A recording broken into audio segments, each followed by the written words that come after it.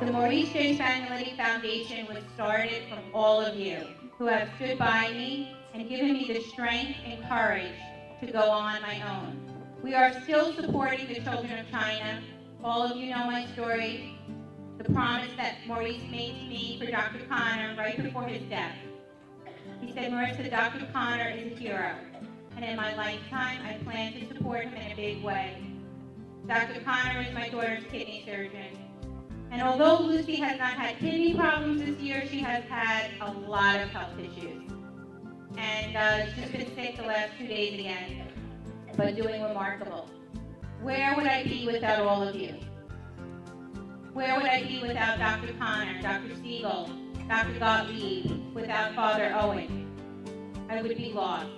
You have helped me to find my way. My little idea of selling handbags for charity has exploded. So why would I give everything I have away? It's very simple. My husband lives on in all of you, and he did not die in vain. I am now a volunteer at Safe in Hunterton. Their team is here. Karen Carbonella, the executive director, is an extraordinary individual. She teaches at Montclair. I will spend my life stopping violence. What if this is you? 1 in 4 college students is a victim of sexual assault. What does that tell you? We need to focus on awareness. I don't want to debate gun control. I don't want to get into politics. I want each and every one of us to focus on stopping violence, helping children in need. We have the children of China here. We now have the PG Chambers School, Michael, in honor of the Annabella Rossis of the world, and Tiffany, who will honor tonight. PG Chambers School is an extraordinary school for disabled children in Cedar Knolls, and I will spend my life helping those children. This week, what got me out of my depression was a little girl. And this little girl, who has many multiple disabilities, read to me a poem by Maya Angelou. Life does not frighten me at all. And her courage and her determination and her faith inspires me. If you buy a handbag, if you donate, if you buy a raffle ticket, you are helping this extraordinary man, who, by the way, went to Seton Hall, woohoo, in all the work that he does. So join us. Join us at the Children in China, helping orphans in China.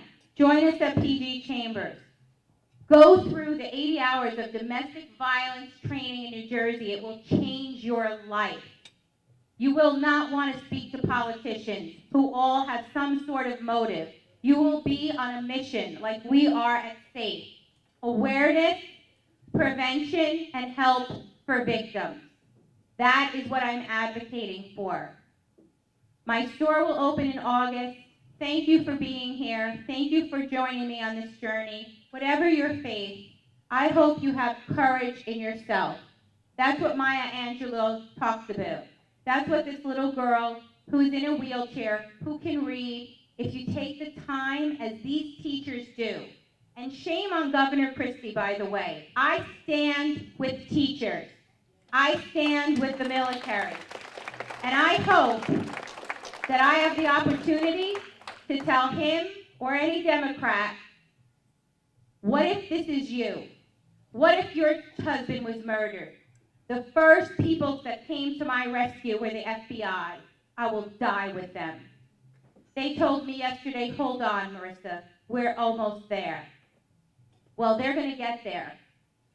And I promise you, I am going to fight for every victim in this country, every child in need, and we will not stop until we get to where we're going. We are changing lives one at a time in New Jersey.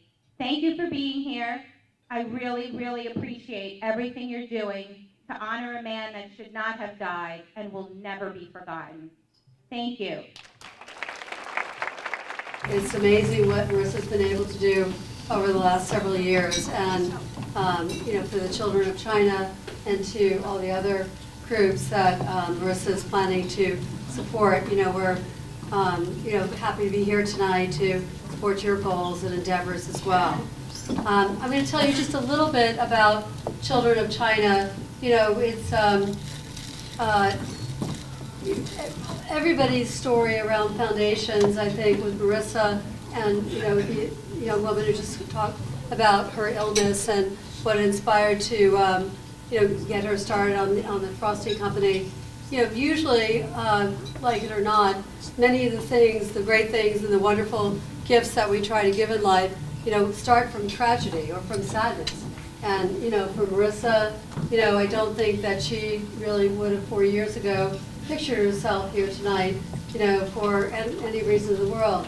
But we are, and, life, that is what life is. And so, as we all deal with struggles and tragedies in our lives and hard things, there is something that comes out of it that we all can do some good from. And for me, as I struggled to have my own family, 20, 25 years ago, but I ended up having my children through adoption. And so, there's moments for women in terms of, whether, going through that process. But at the other side of it, I ended up, with my husband, with a beautiful family.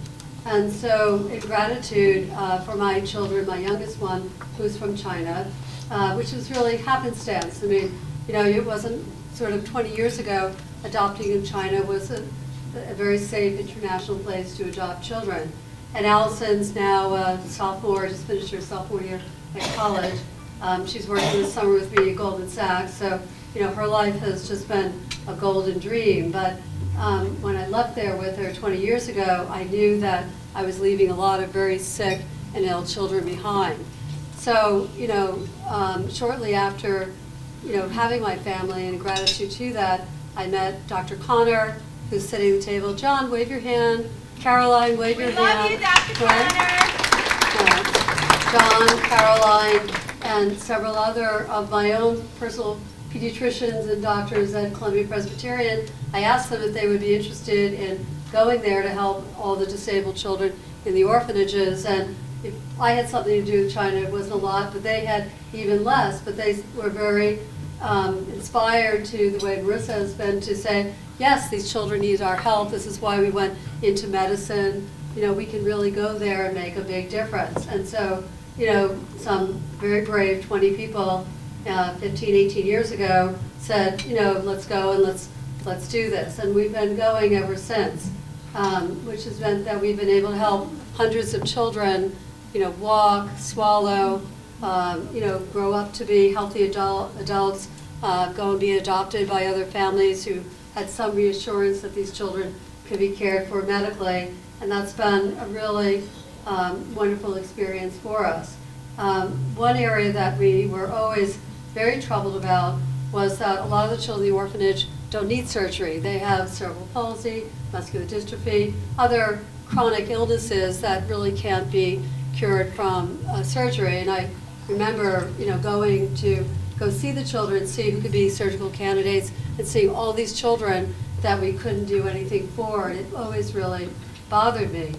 But, very unfortunately, after Maurice passed, John told me that Marissa really wanted to do something, for the foundation because he was so drawn to it. And I said, well, we really should start this rehabilitation program. All these children would benefit tremendously from, rehab specialists and orthopedic, their orthotists, their speech therapists, their, feeding therapists, their walking therapists. They have none of those in the orphanages in China, and we could really do something to help them. And it's one of those things where, you could have one person, you could teach 20 people, that affects 300-400 kids living in that orphanage. And so with Marissa's support, in honor of Maurice, we started the rehabilitation program through the foundation. We've now been going these past 4 years, and I can't tell you the difference it has made.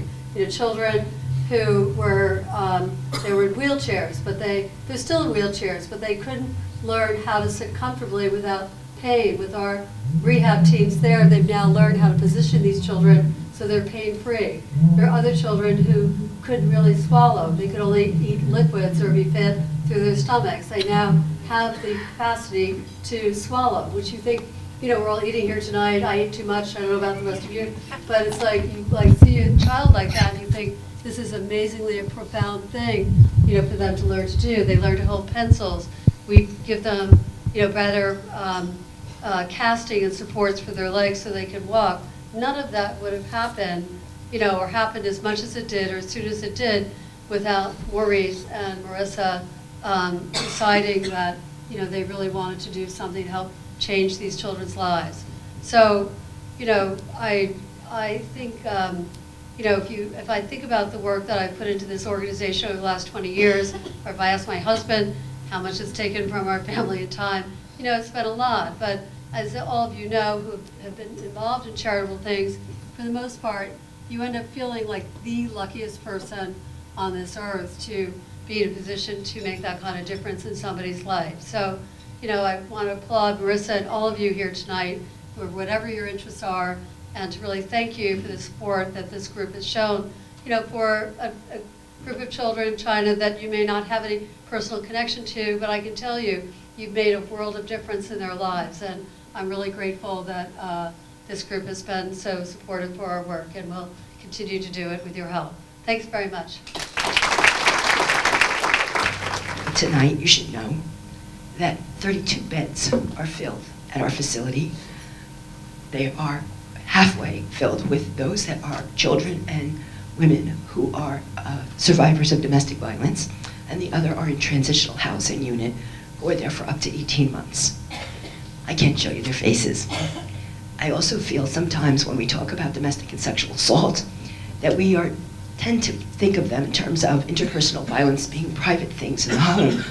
And one of the things Marissa talks most about is how after she learned to go through the training, she said, you know, I see the veil of shame and the veil of secrecy that they feel, and I understand it more now. But what I want you to know tonight is that domestic and sexual assault are one of the top 3 public health issues in the United States. It's a public health issue proclaimed by the Center for Disease Control. So it is not just a private issue. It's not just about what happens in the home. And if I asked you to stand, and I asked you if you knew someone close to you who was a survivor of domestic or sexual assault, or someone who suffered child abuse, because 40% of those who perpetrate domestic violence also perpetrate child abuse, you would probably, 3/4 of you stand. According to the statistics, 3/4 of the room would stand. I don't normally ask for people to do that because people are so private about it. But when I teach victimology at Montclair State, and I ask the first day of class for them to stand, 80% of them stand every semester for the last 5 years. And when I was there this past year, my class filled within the first 48 hours, and every single student stood. So thank you for being here tonight.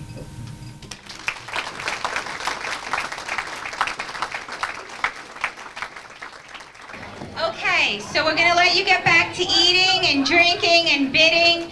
The first table, the pink table, is going to close soon. Please get up and bid, bid, bid, and thank you again. And our first table evening, the pink table is now closed. We'll be announcing bag winners within the next 15 minutes. We'll be announcing bag winners in the next 15 minutes. Well, last year, you know what I did? I was so excited with the raffle. I took all the tickets and I put the tickets all and I didn't have my end. So I couldn't. So I had to memorize my memory that was mine. When they called and I wanted that. Thank you. Our biggest sellers that everyone loves is this one, and this black one, and this navy one.